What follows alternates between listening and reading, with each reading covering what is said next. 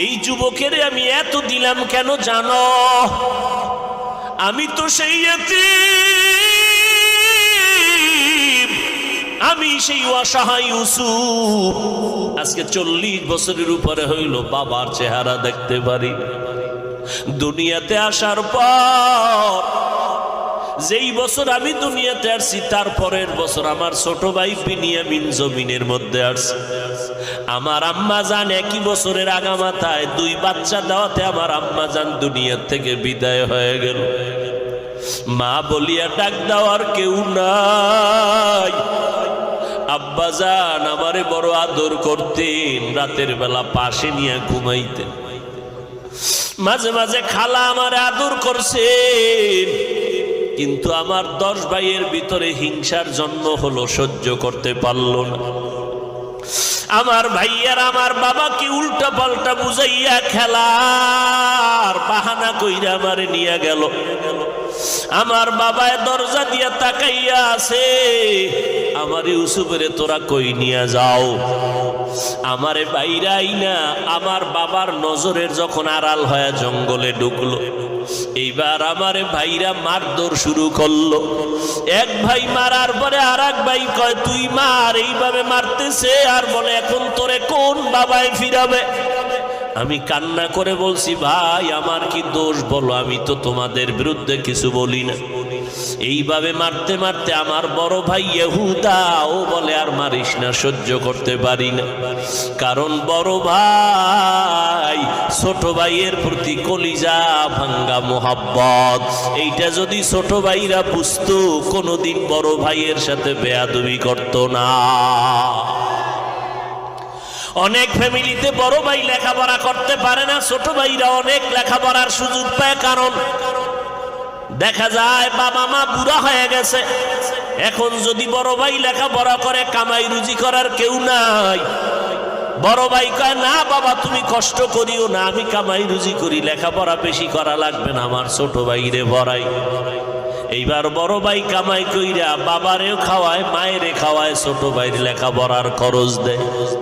কিন্তু নিমুখারাম ছোট ভাই লেখাপড়া কইরা চাকরি নিয়া টাকা পয়সা নিয়ে কত ঈদের আনন্দে বাড়ি যায়, মার্কেট করে, বড় ভাইয়ের খোঁজ নেয় না।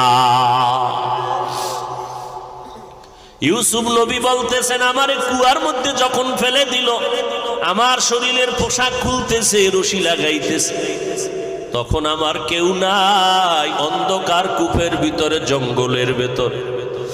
যেই কূপের পানি বড় নাপাক, সাপ বিচ্ছুর গর্ত। আমার ভাইয়ের আমার জামা কাপড় খুলিয়া এরপরে যখন রশিতে বেঁধে কূপের মধ্যে ফালায়, কি নিচে যাওয়ার পরে উপর দিয়ে রশিটা কেটে ফেললো। ওদিকে আমার আল্লাহ ডাক দিয়ে কয় জিবরাইল জলদি করে যাও, জান্নাতি পোশাক আমার ইউসুফের পরায় দাও, আর ওই কূপের নাপাক পানি যেন ইউসুফের গায়ে না লাগে, একটা জান্নাতি পাথর তার পায়ের নিচে ধরে দাও। ইউসুফ নবী বলে আমি নিচে গিয়ে একটা পাথরের উপরে দাঁড়াইলাম, জান্নাতি পোশাক গায়ে পরলাম। ওখান থেকে আমার ভাইরা চলে গেল, কিন্তু কেউ আমার খবর নেয় না। অন্ধকার কূপ, কিন্তু আল্লাহর কুদরত, আমি ইউসুফের আমার মাওলা এত সৌন্দর্য দান করছে। অন্ধকার দিয়া চলতে কোনো বাতি লাগে না, ইউসুফের চেহারায় আলোকিত হয়ে যায়। অন্ধকার খুব আলো হয়ে গেল আমার চেহারায়, কিন্তু আমারে ফালাইয়া বাইরা চলে গেল, খবর নাই। এখন আমি কেমনি উঠবো? ওখানে বসে আছি, চোখের পানি সারি, আমার বাবায় না জানি বেহুশ হয়ে গেল। কিন্তু আমার বড় ভাই মাঝে মাঝে আইসে একটু তাকায় তাকায় খবর নেয় আর কথা বলে, আমার জন্য রশি দিয়া নাস্তা দেয় আর বলে ভাই কাঁদিস না, আমি গোপনে আসছি, ওরা যদি জানে আমারে মেরে ফেলবে। কারণ আমি বড় ভাই, সহ্য করতে পারি না ছোট ভাইয়ের কষ্ট। যত দ্বন্দ্বই থাকুক না কেন রে বাবা, ছোট ভাই বড় ভাইয়ের খবর নেয় না, জিগায় না। কিন্তু যদি বড় ভাই হঠাৎ রাত্র কাঁচা ঘুমের মধ্যে কেউ টেলিফোন করে তোমার বাইরে চৌরাস্তা আটকাইছে, বড় ভাই ঘুম বাদ দিয়া মঞ্জুরে একটা দৌড় দেয়। বড় ভাই গিয়া হাত বাড়ায় কয়, খবরদার আমার ছোট ভাইরে মারিস না, পারলে তোরা আমাকে মার। আমার ছোট ভাইরে আঘাত করবি না, আমাকে মার। আমার ছোট ভাইরে আমি মানুষ বানাইতে কষ্ট কম করি নাই। যতই দ্বন্দ্ব থাক, তবে আমার চোখের সামনে আমার ভাইরে আঘাত করবি মেনে নিতে পারবো না। ওখান থেকে ইউসুফের বিক্রি করা হলো, মিশরে পাঠায় দিল। ইউসুফ নবী চোখের পানি ছেড়ে কাঁদে। ওই বাবারে বাবা বলিয়া ডাকতে তো আর পারলাম না। আমারে মিশরের বাজারে বিক্রি করার পর গোলাম বানায় দেওয়া হলো। এক পর্যায়ে জুলাইখার অভিযোগে আমারে জেলখানায় নেওয়া হলো। ওই জেলখানার থেকে আমার কেউ নাই, আমার বিরুদ্ধে অপবাদ দেওয়া হলো। জুলাইখা আমার বিরুদ্ধে তার স্বামী আজিজে মিশরের কাছে অভিযোগ দিয়েছে। ও এলাকার মুসলমান, ইউসুফ নবী চোখের পানি ছেড়ে কয়, এই যুবক ওই সময় জুলাইখার স্বামী আমাকে বলছিল, ইউসুফ তুমি সত্যবাদী, তার সাক্ষী কি? ওই সময় একটা মহিলা কোলের মধ্যে বাচ্চা নিয়ে যাইতেছিল। আমার মাওলা আমার কলবের মধ্যে এলকা করে দিয়েছিলেন। আমি সাথে সাথে বাচ্চাটাকে ইশারা করলাম। আমি ইউসুফ সত্যবাদী না মিথ্যাবাদী, বাচ্চা তার নির্ণয় করবে। ওই বাচ্চা মায়ের কোলে থাকার পর বাচ্চা নির্ণয় করে দিল, একটা স্কেল দিয়ে দিল। বাচ্চা ডাইরেক্ট বলে না ইউসুফ ভালো, মহিলা জুলাইখা খারাপ। এইটা ডাইরেক্ট বললে বাচ্চা সন্দেহ করতে পারে। ওই বাচ্চাটা একটা স্কেল দিয়ে দিল, ইউসুফ নবীর গায়ের জামা, এই স্কেলটা দিয়া মাপ দাও। পেছনে যদি জামাটা ছেঁড়া থাকে তো মনে করবা জুলাইখা দোষী। ইউসুফের জামা সামনে দিয়া যদি ছেঁড়া থাকে তো ইউসুফ দোষী। স্কেলটা দেওয়ার পত্র ওই বাদশা তাকায় দেখে পেছন দিক দিয়ে জামা অংশ ছেঁড়া। জুলাইখার এই অপমানজনক মিথ্যা অপবাদ জুলাইখার স্বামী ধরে ফেললো। এইবার ইউসুফ নবী বলেন, ও দুনিয়ার মানুষেরা, এই যুবকটারে আমি এত পরিমাণ দিলাম, কারণটা কি? এই তো সেই যুবক, যেই যুবক ওই মায়ের কোলে আমার পক্ষে সত্য সাক্ষী দিছিল। ওই দিন আমার প্রতি পবিত্রতার বর্ণনা করেছে। ওই দিনের সেই বাচ্চা আজকের এই যুবক। ইউসুফ নবী জানায় দিলেন, ও দুনিয়ার মানুষ দেখো, ওই বাচ্চাটার সেই সময়ের মোহব্বত আমার সাথে থাকার কারণে আজকে সে পার পেয়ে গেল। কোনো মাপ নাই, খানার কোনো মাপজব নাই। আল্লাহ কয়, বান্দা নজর কর, কসাসুল আউয়ালিন মাওয়াইজুল আখিরিন, অতীতের ইতিহাস পরবর্তীদের জন্য উপদেশ। ইউসুফ নবীর সাথে সেই সময়ের মোহব্বতের কারণে এখন তার প্রয়োজন মিটে গেল মাপ ছাড়া। ও দুনিয়ার মানুষ, দুনিয়াতে থাকিয়া মাকে দাও, বাবাকে দাও, মায়া মোহাব্বত স্ত্রী পরিবারের দাও, কিন্তু আসল মোহাব্বতটা আমি মাওলার মধ্যে যদি সীমাবদ্ধ রাখতে পারো, ইউসুফের মোহাব্বতে যদি সময় মতো মাপ ছাড়া খানা পায়, আমি মাওলার অন্তরে তো মায়া 99 গুণ বেশি। ও বান্দা, তুমি দুনিয়াতে থাকিয়া যদি আমার মোহাব্বত নিয়ে কবরের মৌতের বিছানায় শুয়ে যাইতে পারো, আমি আল্লাহ তোমার কবর জান্নাত বানায় দিব। হাসরের ময়দানে আমি আল্লাহ তোমাকে বিনা হিসাবে জান্নাতে পাঠায় দিব। এরে নবীর উম্মতের দল, অহংকারী অন্তর থেকে ছেড়ে দাও। হযরত আলী বলেন, এলেম পাইয়া খুশি, টাকা পেয়ে খুশি না। তার কারণ এলেমওয়ালা টাকাওয়ালার টাকা আজ আছে, কাল থাকবে না। এলেমওয়ালার এলেম বিদায় হবে না। 2 নাম্বার কারণ, টাকাওয়ালার যত টাকা বাড়ে তত দুশ্মন বাড়ে, এলেমওয়ালার যত এলেম বাড়ে তত বন্ধু বাড়ে। কথা ঠিক নি? টাকাওয়ালার যত টাকা বাড়ে দুশ্মন বাড়ে, এলেমওয়ালার যত এলেম বাড়ে বন্ধু বাড়ে। ঠিক 3 নাম্বার কারণ, টাকাওয়ালার যত বয়স বাড়ে তত সকলের ঘৃণা বেড়ে যায়, আর এলেমওয়ালার যত বয়স বাড়ে সবার মোহাব্বত বাড়ে। টাকাওয়ালা বুড়া হয়ে গেছে, স্ত্রী কয় মরে না কেন, সন্তানেরা কয় মরে যাওয়া ভালো। আর এলেমওয়ালা যত বুড়া হয়ে যায়, বড় বড় আলেমরা লাইনে দাঁড়ায়, হুজুরের একটু জুতা যদি হাতে নিতে পারতাম বরকত হতো। এটা এলেমের বরকত। এই মজলিসটাও তো সে এলেমের মজলিস, এই জন্য এত দাম। খানা নাই, ঘুম নাই, এরপর মানুষ ঠান্ডার ভিতরে দুর্বল বিছানায় বসে আছে, একমাত্র এলেমের মোহাব্বত আর বরকত। আল্লাহ কষ্টকে নাজাতের জরিয়া বানায় দেন, হেদায়েতের জরিয়া বানায় দেন।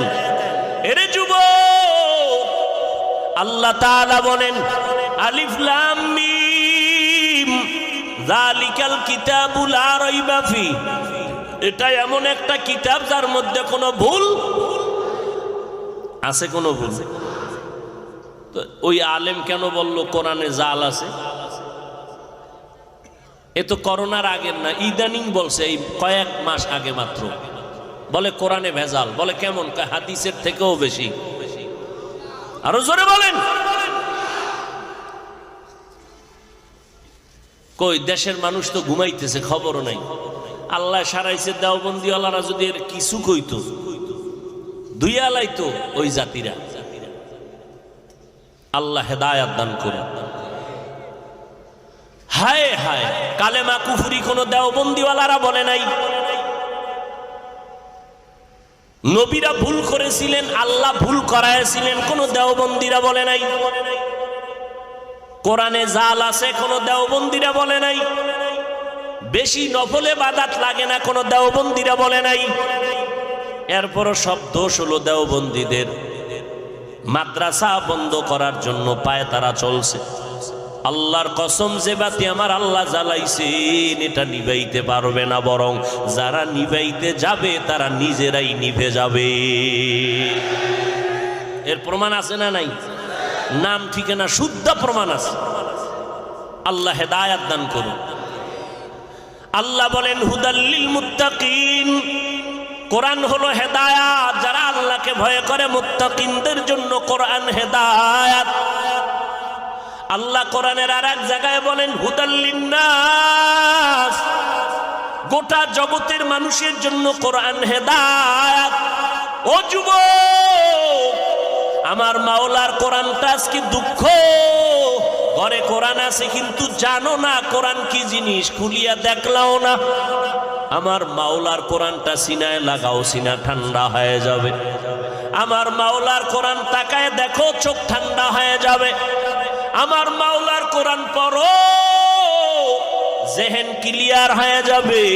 ওই কোরআনের সাথে সম্পর্ক লাগাও, কোরআন ওয়ালাদের সাথে সম্পর্ক তৈরি করে নাও।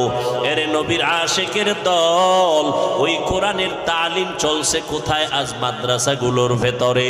ওই কোরআন ওয়ালাদের সাথে সম্পর্ক লাগায় দাও। কারণ আল্লাহর নবী বলেন কিয়ামতের দিন এক বান্দার ব্যাপারে আল্লাহর ফয়সালা, এরে জাহান্নামের হ্যান্ডকাপ লাগাইয়া এরে জাহান্নামে নিয়ে যাও। যখন যাবে ফেরেশতারা টানতে টানতে নিয়ে যাবে। আল্লাহর বান্দা বারবার পেছনে তাকাবে। আল্লাহ বলবে ফেরেশতা দাঁড়াও, এই লোকটা বারবার পেছনে তাকায় কেন? ফেরেশতারা বলে জানি না। দাঁড়াও। কেন তাকায় জানো? আমি মাওলার রহমতের দিকে আশায় আশায় তাকায়। তাহলে একটু রহম করেন না। তা কেমনে করি? আমল নামাটা একটু তদন্ত করো তো, দেখো তো জীবনে কোরআন শরীফ পড়ছেনি? ফেরেশতারা তদন্ত করে দেখবে জীবনে কোরআন পড়ে নাই। আল্লাহ কোনো তদন্তে জিরো। আল্লাহ বলবে খুঁজো, কোন কোরআন ওয়ালার সাথে সম্পর্ক আসেনি। খুঁজতে খুঁজতে দেখবে নাই। এবার আমার আল্লাহ শেষ বলবে দেখ, এই বান্দার এমন কোন বন্ধু আসেনি যার সাথে কোরআনওয়ালার সম্পর্ক। হঠাৎ খুঁজে দেখবে হ্যাঁ, এই বান্দার একটা বন্ধু আছে কোরআনওয়ালার সাথে সম্পর্ক। আল্লাহ বলবে এর বরকতে আমি জান্নাত দিয়া দিলাম। এরে আল্লাহর বান্দারা, হিন্দুদের ধর্ম আলাদা, আদর্শ আলাদা, বৌদ্ধদের ধর্ম আলাদা, আদর্শ আলাদা, খ্রিস্টানদের ধর্ম আলাদা, আদর্শ আলাদা। আমাদের ধর্ম কি আলাদা না এক? আমাদের তোমার ধর্ম ইসলাম, তোমার আমার ধর্ম এক, আল্লাহ এক, কাবা এক, কোরআন এক, হাদিস এক। তোমার আমার আদর্শ তো এক হবে, তোমার পোশাক কেন আলাদা, আমার পোশাক কেন আলাদা? যুবকেরা বলো বাবা, যদি বলো তোমার পোশাকটাই সঠিক, দলিল দাও, আমরাও তোমার মতো পোশাক পরি। আর যদি বলো না হাফিজ ভাই, আপনাদের পোশাকটাই আসল পোশাক, মদিনার পোশাক, তাহলে পা দুটা আগায় দেও, আমি তোমার পায়ে হাত রেখে বলবো এখনো সময় আছে, তওবা করে মদিনার পোশাকটা শরীরে লাগাও। মরার পরে কাফন পুরাটা ভরলে লাভ হইবে কি বোরকা? মরার আগে মদিনার পোশাক লাগাইয়া দাও, আজরাইল আইসা যেন দেখে তোমার শরীরে মদিনার পোশাক। ওরে আল্লাহর বান্দা, হুজুরদের কথা আজকে তুমি যতই অবিশ্বাস করো, আমার মাওলার কোরআনটা কি অবিশ্বাস করবা? ওই কোরআন সত্য। গুনাহগারেরা জাহান্নামে যাবে, নেক আমলওয়ালারা জান্নাতে যাবে। ইন্নাল আবরারা লাফি নাঈম ওয়া ইন্নাল ফুজ্জারা লাফি জাহিম। নেক আমলওয়ালারা জান্নাতের প্রতীক, গুনাহ যারা করবে তারা জাহান্নামের প্রতীক। আল্লাহ কোরআন দিয়েছেন হেদায়েতের জন্য। কোন হেদায়েত? এগুলো নিয়ে বিস্তারিত কথা বলার সুযোগ আর হলো না রে বাবা। আল্লাহর কাছে তওবা করো। সব বয়ান সারা রাত করি, সব বয়ানের মাকসাদ হলো হেদায়েত। আজকে সারা রাত বয়ান শুনবো, ফজরের নামাজ পড়বা না, কোনো লাভ হবে না। আর অল্প বয়ান হবে, মানুষ বাসায় গিয়া নামাজ পড়বে, বয়ানটা সফলতার দরজায় চলে যাবে। এই জন্য আগের আল্লাহওয়ালারা বয়ান করতে চাইতেন না, দইরা বসায় দিলে 20 মিনিটের বেশি কথা বলতেন না। আর এমন বয়ান দিতেন 20 মিনিটে নিজেও কানতেন, উম্মতেরাও কান্না করিয়া তওবা করে ঘরে যাইতে। আর এখন বয়ানে কান্না নাই, কান্নার বয়ানেই নাই, বরং কালা চশমার হুজুরে কান্নার বিরুদ্ধে বয়ান করে। আছে না নাই?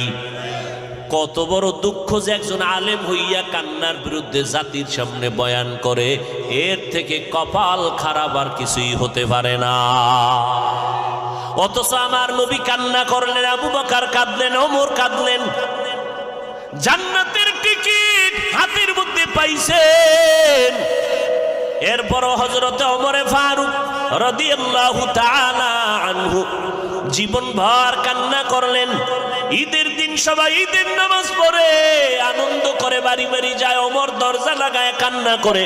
আবু হুরায়রা রাদিয়াল্লাহু আনহু বলেন, ভাই ওমর খলিফাতুল মুসলিমিন, আপনি ঈদের দিন আনন্দ বাদ দিয়ে কেন কান্না করেন? ওমরে ফারুক বলে, ভাই আবু হুরায়রা, কান্না কেন করি? আনন্দ তো ওই ব্যক্তি করবে যার কোনো চিন্তা পেরেশানি নাই। আবু হুরায়রা রাদিয়াল্লাহু আনহু বলেন, আপনার কিসের পেরেশানি? কয়, একটা মাস রোজা গেল, কবুল হলো কিনা চিন্তা, তারাবি পড়লাম কবুল হলো কিনা চিন্তা, তেলাওয়াত করলাম কবুল হলো কিনা পেরেশানি, জাহান্নাম থেকে নাজাত পেলাম কিনা চিন্তা।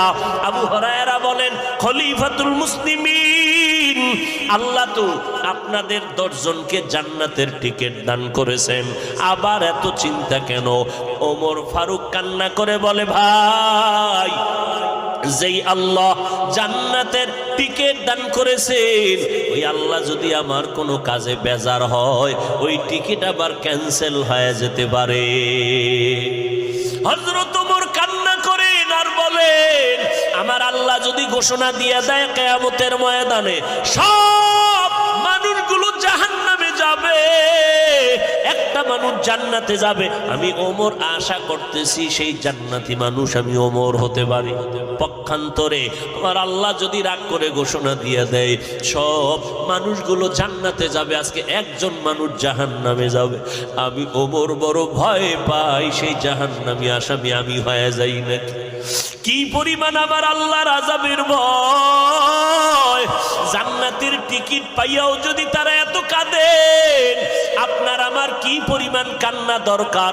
যেইভাবে নামাজ পড়া দরকার পারলাম না, যেইভাবে জিকির করা দরকার পারলাম না, যেইভাবে নামাজ পড়লে আল্লাহ খুশি হবে ওইভাবে তো নামাজ হলো না জীবনে, যেইভাবে তেলাওয়াত করলে আমার আল্লাহ খুশি ওইভাবে তেলাওয়াত করতে পারলাম না। আল্লাহ এলেম দান করেছেন, এলেমের হক যেইভাবে আদায় করা দরকার পারলাম না। সন্তানের হক আদায় আমি ব্যর্থ, স্ত্রীর হক আদায় আমি ব্যর্থ, ভাইয়ের হক আদায় ব্যর্থ, আজকে ইবাদতের হক আদায় আমি ব্যর্থ। এই ব্যর্থ অবস্থায় আমি যদি আল্লাহর হাজিরা দিতে আল্লাহর দরবারে রওনা দেই, আল্লাহ বলবে ব্যর্থ জীবন নিয়ে তুমি জাহান্নামে চলে যাও, জান্নাতের ময়দানে তোমার কোনো জায়গা নাই। এই জন্য এমন একজন আল্লাহওয়ালা পাবেন না যে সারা জীবন কান্না করে নাই। এত আমলের পরও কেন কাঁদছেন? আমার আল্লাহর আযাবের ভয়। আপনার আমার কি পরিমাণ কান্না উচিত, অথচ কপাল খারাপ, নিজেও কাঁদি না, কেউ যদি কান্না করে তাও পছন্দ করি না। এরে নবীর উম্মতের দল, আমার নবীও যদি কাঁদেন কেন কান্না করবারে বাবা? দুনিয়ার ঘরে আগুন লাগলে পানি ছাড়া যেমন ঠান্ডা করা যায় না, গুনার কারণে জাহান্নামের আগুন, মদিনার নবী বলেন চোখের পানি ছাড়া জাহান্নামের আগুন ঠান্ডা হবে না। আল্লাহর কাছে তওবা করো রে বাবা। এখনো যারা মাওলার কোরআনটা চোখ দিয়া তাকাইয়া দেখতে পারো না, এর যুবক, এখনো কোরআনটা পড়তে পারো না, এরে বাবা, অনুরোধ করি তওবা করো।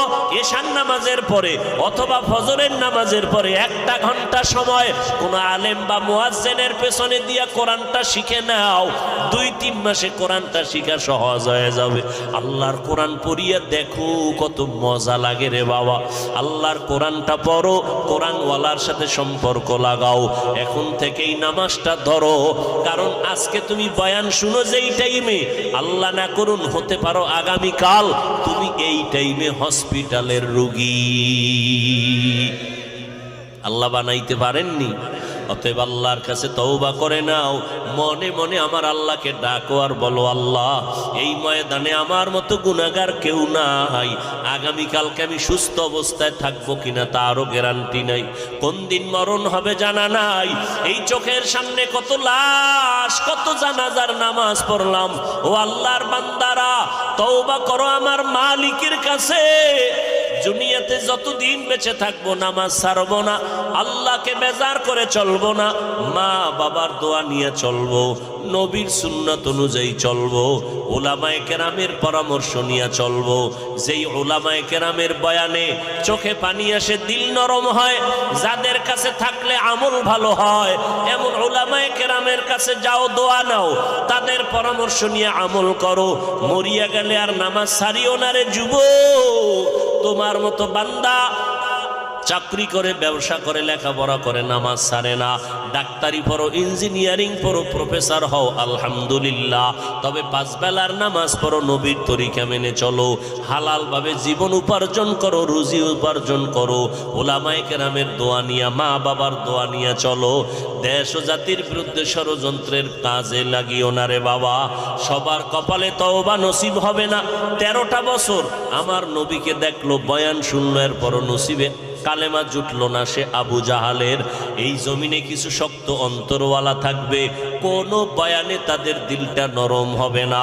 ও আল্লাহর বান্দারা, তবে 2-1জনও যদি আল্লাহর গোলাম দিল নরম করে তওবা করে আমার আল্লাহকে ডাক দেয়, হে মালিক গুনাহ করে ফেলছি, আমার গুনার খবর আমার মা বাবা ভাই বোন জানলে কেউ আমারে জায়গা দিত না। ও আল্লাহ, আপনি জানার পরে রাগ করিয়া পানি খানা বন্ধ করেন নাই। আজকে তওবা করে নিলাম, আর গুনাহ করব না, নামাজ ছাড়ব না। তওবার নিয়ত করে আমার আল্লাহকে বলো, আমার আল্লাহ রহমতের দরজা দিয়া তোমার তওবা কবুল করে নিবেন। আল্লাহ কুদরতের নজর দিয়া দেখেন এই ময়দানে কত গুনাহগার। আয় আল্লাহ, আমরা তওবার নিয়ত করেছি, এই নিয়তের মধ্যে বরকত বাড়ায়া দেন। যতদিন বেঁচে থাকবো গুনাহ করব না, আর নামাজ ছাড়বো না, বেপরদায় চলবো না। আল্লাহ আমাদের সবাইকে তওবাওয়ালা জিন্দেগির উপরে চলার তৌফিক দান করেন, আমিন। আলহামদুলিল্লাহি রাব্বিল আলামিন, ওয়াসসালাতু ওয়াসসালামু আলা সাইয়্যিদিল আম্বিয়া ওয়াল মুরসালিন وعلى آله وأصحابه أجمعين يا أرحم الراحمين يا أرحم الراحمين يا أرحم الراحمين ربنا ظلمنا أنفسنا وإن لم تغفر لنا وترحمنا لنكونن من الخاسرين رب ارحمهما كما ربياني صغيرا اللهم إنا نعوذ بك من البرص والجنون والجذام وسيء الأسقام اللهم إنا نسألك رضاك والجنة ونعوذ بك من سخطك والنار اللهم إنك عفو كريم تحب العفو فاعف عني ও দয়ার মালিক গাজীপুরের চৌরাস্তা ঈদগার ময়দানে কুদরতের নজর দিয়ে দেখেন উলামায়ে কেরাম হাত তুলেছে গভীর রাত দুনিয়ার সব বাড়িওয়ালাদের দরজা বন্ধ আপনার রহমতের দরজা বন্ধ নাই রে আল্লাহ আয় আল্লাহ আমরা গুনার বোঝা নিয়ে হাজির হয়েছি রে মাওলা শয়তানের ধোকায় পড়ে গুনাহ করে আজ আমার হাত না পাক চোখ না পাক জিহ্বা না পাক অন্তর না পাক আয় আল্লাহ আপনার মতো দয়াময় কেউ নাই আমরা আপনার আদরের নবীর উম্মত গুনার কারণে দিলটা পাথর চোখে পানি নাই কান্নাওয়ালা চক্ষু দান করেন আল্লাহ আয় আল্লাহ তওবা করেছি আর গুনাহ করব না মেহেরবানি করে আমাদের জীবনের সকলের সমস্ত গুনাহ মাফ করে দেন আল্লাহ আয় আল্লাহ জামিয়াতুর রহমানে মাহফিল কবুল করে নেন মাদ্রাসা কবুল করে নেন আয় আল্লাহ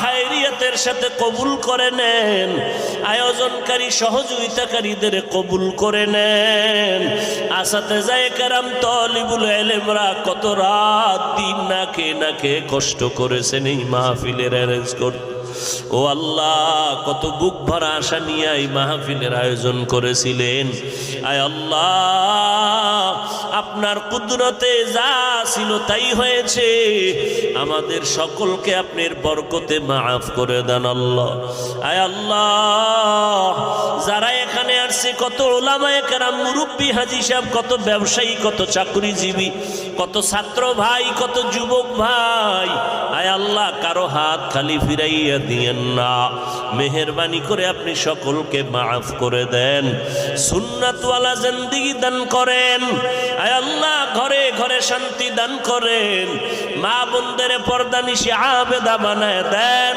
সন্তানগুলো নেককার বানায় দেন সন্তানের দ্বারা মা বাবার ইজ্জত বাড়ায় দেন আয় আল্লাহ সারা দুনিয়াবাসীকে মাফ করে দেন বাংলাদেশ শান্তির দেশ বানায় দেন আয় আল্লাহ এই দেশ রক্ষার জন্য যারা জীবন দিয়েছে রক্ত দিয়েছে তাদের মাফ করে দেন